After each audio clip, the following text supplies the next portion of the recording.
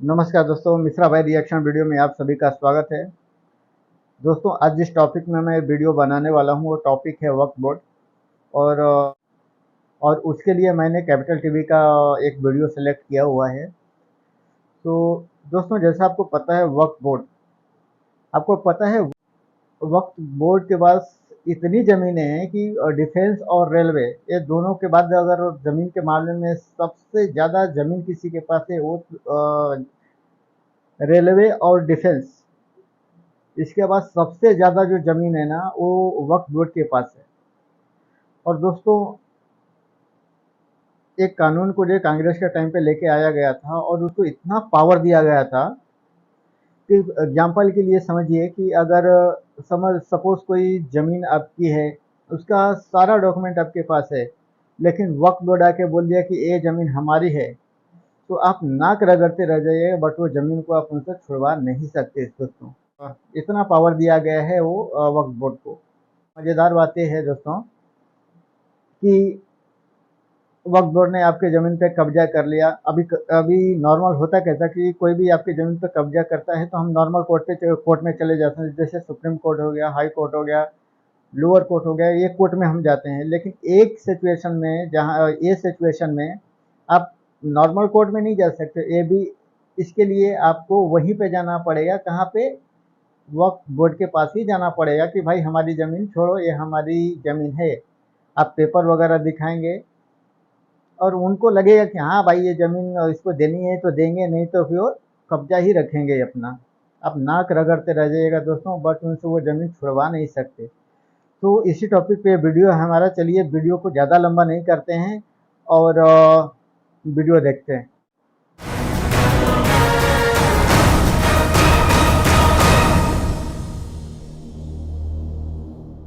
नमस्कार, capital TV में आपका स्वागत है। आज हम एक ऐसे कानून के बारे में डिस्कस कर रहे हैं जिसे आप कह सकते हैं कि हिंदुस्तान का सबसे खतरनाक कानून है।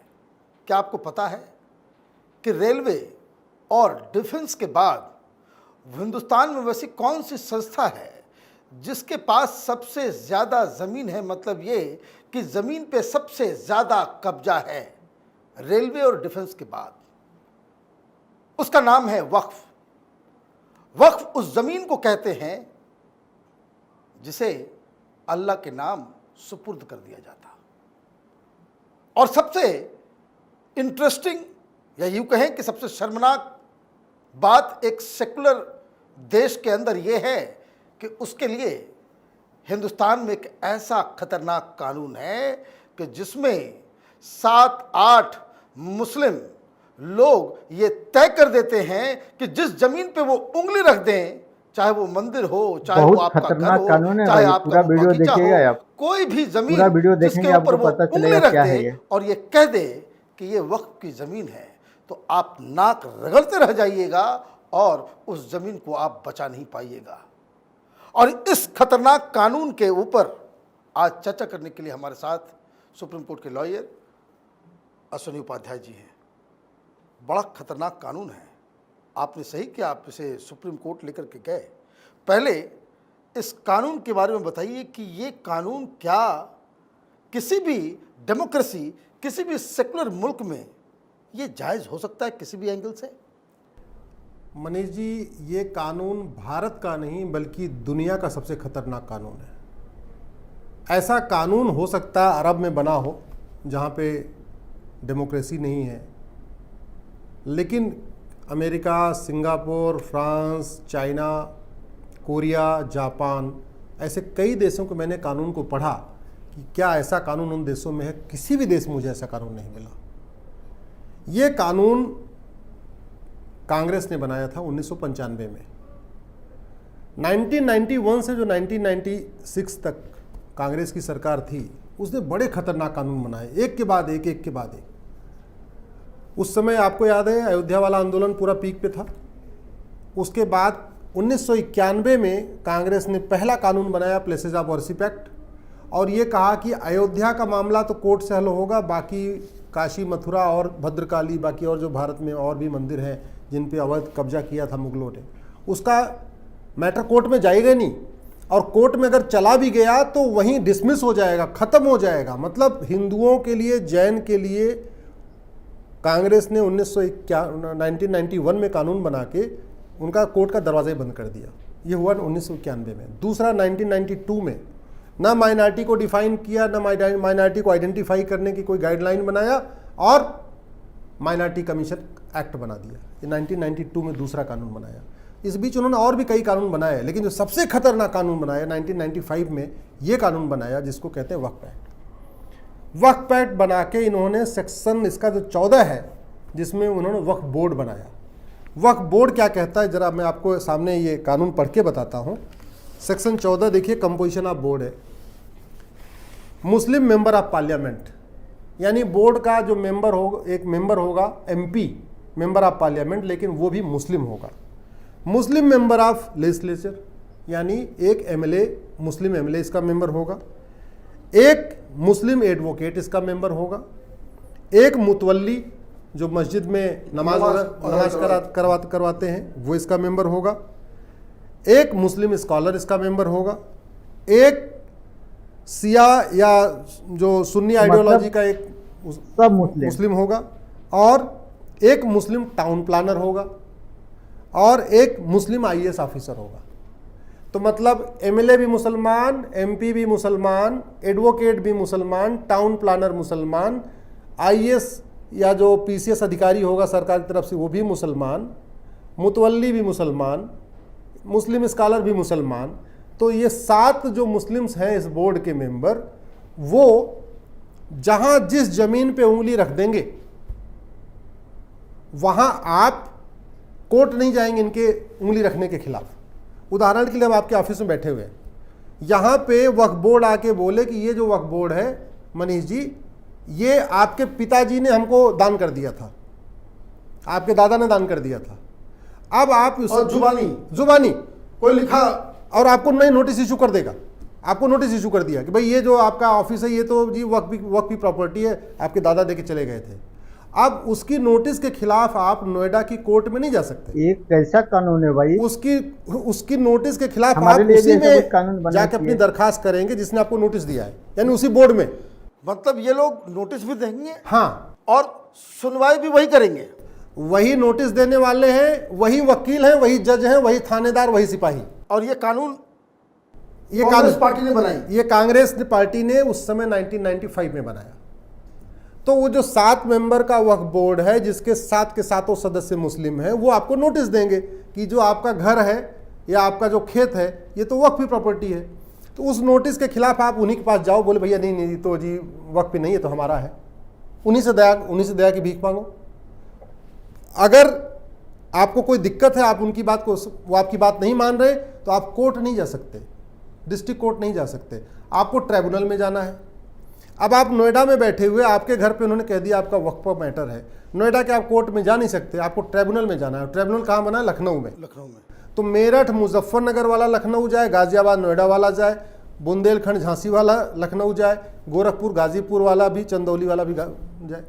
अपनी ज़मीन बचाने के लिए मुझे, जो मेरी ज़मीन है, मुझे बगल के कोर्ट में जाने नहीं दिया जा रहा है, मुझे 500 किलोमीटर की यात्रा कराई जा रही है, और सिंपल एक बिना किसी, अच्छा उसको ये भी कारण बताना भी नहीं है कि हाँ कोई हमारे पास कागज है, कुछ नहीं, बस सिंपल कहना भाई ये ज़मीन हमारी है, ख़त्म बात होगी। ये सिचुएशन है। तो ऐसी व्यवस्था में तो जो गरीब पंडित होगा, पुजारी होगा, किसी मंदिर का हो, तो किसी मंदिर के ऊपर भी कह देंगे कि भाई ये वक्फ का है। मैं यही तो कह रहा हूँ कि मनीष कुमार जी समझदार हैं, संभ्रांत हैं, 4 आदमी से जान पहचान है, चलो मनीष कुमार जी तो लखनऊ चले जाएंगे। वो बेचारा नोएडा का बैठा हुआ है गरीब मंदिर में, जिसको 200-400 रुपये दक्षिणा मिलती है, और ज़्यादा उसको कानून का ज्ञान नहीं, उसको बारीकियाँ नहीं पता, उसका लखनऊ में कोई जानने वाला नहीं पता, लखनऊ में किसको जाके पकड़े कुछ नहीं पता। और पता चला जिस दिन जा रहे, ये ऐसे भी परेशान करते हैं, इनको पता है कि अच्छा एक बुला लेंगे भाई, इस दिन आओ सुनवाई है, उस दिन बैठेंगे नहीं। अब आप यहाँ से जाओ लखनऊ, फिर पलट के घर आ जाओ, तो आपको ऐसे चक्कर लगाते रहेंगे। ये सिचुएशन है। इसलिए मैंने कहा सुप्रीम कोर्ट में, जो मैंने पिटीशन फाइल किया, ये कानून हमारे बेसिक स्ट्रक्चर के खिलाफ है, ये कानून सेकुलरिज्म के खिलाफ है। सेकुलरिज्म का मतलब कि जो कानून होना चाहिए वो रिलीजन न्यूट्रल होना चाहिए, जेंडर न्यूट्रल होना चाहिए। ये तो मुसलमानों के लिए है। दूसरा, हमने कहा कि अगर ये कानून आपने माइनॉरिटीज़ के लिए बनाया होता तब भी बात समझ में आती है। ये सिर्फ मुसलमानों के लिए केवल मुसलमानों के लिए। अगर आपने ये कहा होता भाई देखो हमको जो भारत में अल्पसंख्यक सबके है, लिए होना सबके हमें चाहिए। धार्मिक स्थानों को बचाना है, तो आप अगर जैन, बौद्ध, सिख, यहूदी, पारसी, मुसलमान सबके लिए आपने ये व्यवस्था दिया होता तो भी समझ में आता। इस बोर्ड में सबके मेंबर होते, एक जैन होता, एक बौद्ध होता, एक सिख होता, तब भी बात समझ में आती है। लेकिन नहीं, मुस्लिम की प्रॉपर्टी इकट्ठा करना, जो ऑलरेडी जिसके पास खुद भारत में रेलवे और डिफेंस के बाद सबसे ज़्यादा प्रॉपर्टी है, मंदिर, मठ मंदिर से ज़्यादा प्रॉपर्टी वक्फ बोर्ड लेके बैठा हुआ है, और उसको आपने ये अधिकार दे दिया कि जहाँ मन करे नजूल की ज़मीनें होती हैं, पुरानी ज़मीनें होती हैं, बहुत सारे ऐसे लोग हैं जिनके बच्चे नहीं होते हैं, उनकी ज़मीनें रहती हैं, खेत खलिहान होता है, ये जो गोचर वाली जो जहाँ गाय चरती हैं वो जब ज़मीनें होती हैं, ये जहाँ उंगली रख दे यही उसका हो गया। और ये बोर्ड डीएम के ऊपर है, कलेक्टर के ऊपर है। क्या मतलब ये जो आदेश कर देगा, कलेक्टर की ड्यूटी है उसको लागू कराना। अगर इसने कह दिया ये फला वाली ज़मीन, ये आपका ऑफिस, ये हमारा वक्फ का है, तो नोएडा के कलेक्टर साहब आएंगे, बुलडोजर लगा के आपको ऑफिस कहीं बस खाली करो, अपना सामान हटाओ, लेके जाओ, आपका कैमरा वगैरह सब बाहर करवा देंगे। ये है इसकी पावर। ऐसी मतलब असीमित पावर देने वाला मैंने कोई कानून देखा ही नहीं। बस नोटिस देना है, 2 महीने के बाद बोले खाली कर दो। अच्छा, फिर जो आप सुप्रीम कोर्ट में गए तो क्या हुआ? सुप्रीम कोर्ट में सुनवाई में क्या हुआ? सुप्रीम कोर्ट में आज मैं गया तो मैटर लगा आज सुप्रीम कोर्ट में, जस्टिस चंद्रचूड़ साहब के सामने लगा था, तो बोले कि ये पार्लियामेंट का कानून है, कैसे इसको ख़त्म करें। हमने कहा कानून संविधान के खिलाफ, इसलिए इसको ख़त्म करना ज़रूरी है। भाई भारत के किसी मज़ार, दरगाह या मस्जिद से सरकार को 1 रुपये नहीं मिलता, 1 रुपये नहीं मिलता, और करोड़ों रुपए इस बोर्ड के ऊपर खर्च हो रहा है। ये जो 7 सदस्य हैं, इनका वेतन भत्ता, गाड़ी, बंगला, इनका ऑफिस, ये तो अपने से करते होंगे ना? अपने से नहीं, सब सरकारी टैक्स, हमारे आपके टैक्स के पैसे से इनको मिल रहा है सब। क्या बात कर रहे हैं? कह तो रहा हूँ, इनके मज़ार, दरगाह और मस्जिद से 1 रुपया चढ़ावा नहीं आता। अरे भाई, तो ये सब कुछ अगर आपने मुस्लिम समुदाय के लिए बनाया है तो वो अपना मैनेज करें। बोर्ड आपने बना दिया, वो अपना मैनेज करें। नहीं, आप जरा समझिए, इस बोर्ड में एक एमपी है, उसकी सैलरी कहाँ से आती है? हमारे आपके टैक्स पैसे से। राइट। इस बोर्ड में एमएलए है, उसकी सैलरी हमारे आपके टैक्स पैसे से। इस बोर्ड में एक आईएएस ऑफिसर, उसकी सैलरी हमारे आपके टैक्स पैसे से।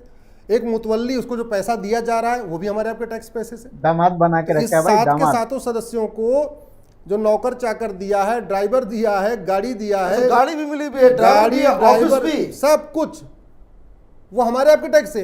एयर का टिकट, ट्रेन का टिकट, जो कुछ उनको मिल रहा है, बाकायदा उनको एक मंत्री वाली सुविधा मिली हुई है। ये तो सरासर अन्याय है कि आप देखिए, मैंने हिंदू मंदिरों से लाखों करोड़ों रुपए सरकार लेती है और ठेंगा थमा देती है हिंदुओं को। 4 लाख, मैंने तो अपने इस पिटीशन में लिखा हुआ है, इस शॉर्ट नोट में भी लिखा है, 4 लाख मठ मंदिरों को सरकार ने अपने कब्जे में लिया है, 4 लाख। और 2019 में 1 लाख करोड़ रुपए सरकार ने लिया था मठ मंदिरों से। 2020 में लॉकडाउन हो गया तो नहीं मिला, 2021 में भी काफ़ी लॉकडाउन रहा, 2020 का भी आंकड़ा आया नहीं है, लेकिन 2019 में सरकार ने 4 लाख मठ मंदिरों से 1 लाख करोड़ रुपए लिया। सरकार का मतलब केंद्र सरकार नहीं, सब मिला राज्य सरकार है, सब मिला के। तो मैंने इस पिटीशन में कहा कि जहां सरकार मठ मंदिरों से 1 लाख करोड़ ले रही है, उसके लिए कोई ऐसी व्यवस्था बनाए तो बात समझ में आती है। मुस्लिम्स के लिए वक्फ बोर्ड बनाया जहां की मस्जिद, मजार, दरगाह से 1 रुपए नहीं आता, तो ये बात समझ में नहीं आ रही है। और वैसे भी फिर अलग अलग क्यों बनाना? भाई एक आप कानून बना दो, यूनिफॉर्म एंडाउमेंट कोड, एक कानून आप बना दो कि जो सबके, हमारा जो दान होता है, भाई वक्फ और दान में अंतर क्या है? हिंदू भी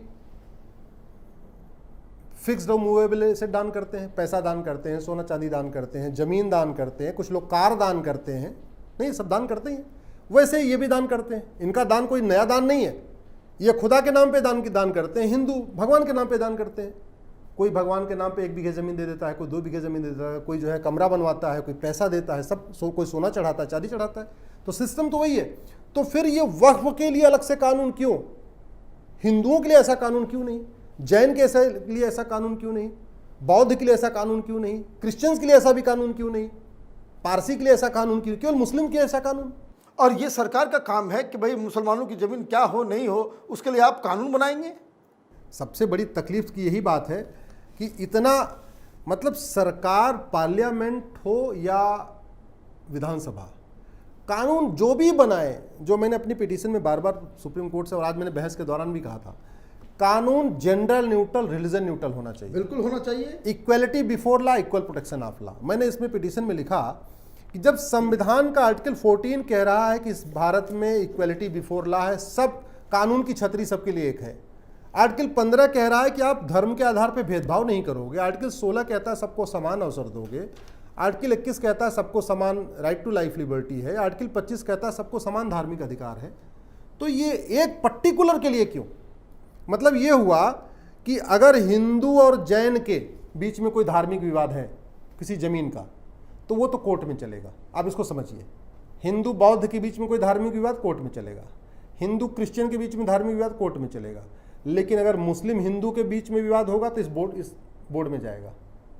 मुस्लिम जैन के बीच में कोई विवाद होगा तो इस बोर्ड में जाएगा। अगर एक पार्टी मुस्लिम है तो दूसरी पार्टी कोई भी हो, उसके लिए कोर्ट का दरवाजा बंद, वो सीधे सब वक्फ बोर्ड में जाएगा। सबको इधर वक्फ बोर्ड में आना पड़ेगा। सबसे पहले वक्फ बोर्ड में हाजिरी देनी है, 7 लोगों को अपना सलाम ठोकना है, जो 7 लोग इधर बैठे हैं वक्फ बोर्ड में। उसके बाद उनके आदेश को आपको फॉलो करना है।